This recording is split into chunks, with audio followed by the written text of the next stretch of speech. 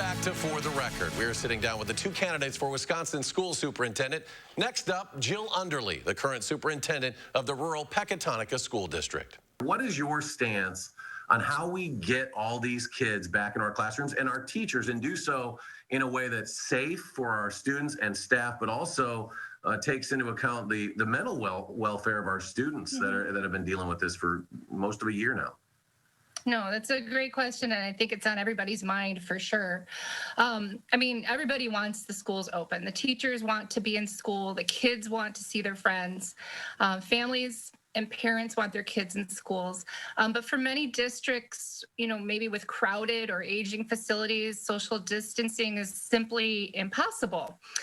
So in these cases, we need to vaccinate teachers. So the next challenge, as you alluded to, is getting the kids caught up. And I'm ready to lead on day one.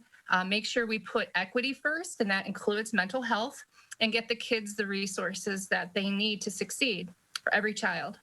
So to get them caught up, Joe Biden just last week had a town hall with Anderson Cooper on CNN. He mentioned maybe some classes, some districts may want to stay open for the summer months after we get more control over the pandemic. Is that something you'd recommend in Wisconsin? I think that that it should be a local decision, if that's what they feel is the best for their community. Currently, in my school district, we're coming up with summer plans. It's mostly enrichment, but it's opportunities for kids to socialize again, be in a structured setting, get access to mental health. The other thing I think people need to just understand, and they understand this very well, is we're all surviving a pandemic. And the kids are in a pandemic too. And I feel, gradually getting back into things over the summer would be a good way to proceed. Well, Jill, you're a superintendent. You're also a parent. What have you learned from both of those perspectives about the education in this state, the education system during the pandemic, that kind of have revealed the biggest shortcomings in our state when it comes to education? As a parent, I noticed right away, access to early childhood programming is unequal across the board. Certainly some families who are well-resourced have access to that. Some school districts that have a lot of resources are able to offer great programming. I've also noticed, as somebody who hires teachers, that we're experiencing a very clear teacher shortage. And many school districts will go without. They have to hire teachers on emergency licenses. Rural schools and urban schools, they may find a great teacher, but they struggle to hang on to that person because they get, lured away for, more money in a better resource district. So there's a lot of inequity. And that's really why I'm running. I see it as a parent. I see it as a superintendent.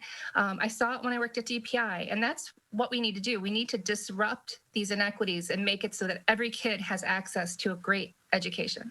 And the racial disparities in Wisconsin have long been documented. I remember my first trip to Pecatonica down to cover a story in the Pecatonica School District was interviewing the baseball coach when I was in sports, Jim Strawman, about a really good baseball team that they had down at Peck, and they were practicing in Hollandale, and there was a cow beyond the outfield fence, which is charming and a true picture of Wisconsin, but somebody somewhere, Jill, is going to say, what does this rural superintendent know about the plight of our children who are suffering in the inner city of Milwaukee? I've worked in districts large and small. I've been in urban districts with lots of students of color, English language learners. I've worked in suburban districts. And now I work in a small rural district. And I've worked at every level of education. But it's interesting, when you're leading a small district, you get to experience all the aspects of leading.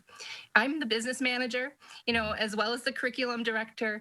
I'm the superintendent. I'm, communicating and working with parents and school board members on a daily basis. So really the diversity of experiences, I think, serves me well being in a rural school district. Well, the governor suggested in his recent budget address maybe repealing parts of Act 10. Would you support that? And how do you view Act 10? Post Act 10, we saw a decline in the number of individuals who went into teaching. They were maybe enrolled in a teacher education program, and then they left. They dropped out and went and changed their major to something else. So what we are seeing is this significant shortage of qualified applicants. When we talk about achievement gaps and we talk about opportunities, Act 10 really left kids who are the most vulnerable with the fewest resources because we really need a high quality, passionate workforce. And Act 10 took that from us. It's unique, I think, whoever takes this position, that they will have to work in partnership with a governor who has also had this position for 3 terms and understands what you're going through on a daily basis.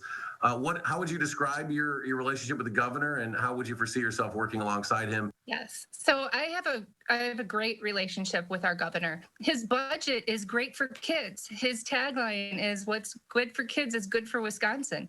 And I truly believe that too. But most of all, I love his plan to increase special education reimbursement. I love his plan to, bring more funding to the kids that need it the most in our state. And that's going to really help. It's going to help those gaps. A reminder, the general election is Tuesday, April 6th. That's this week's edition of For the Record. Enjoy the rest of your weekend.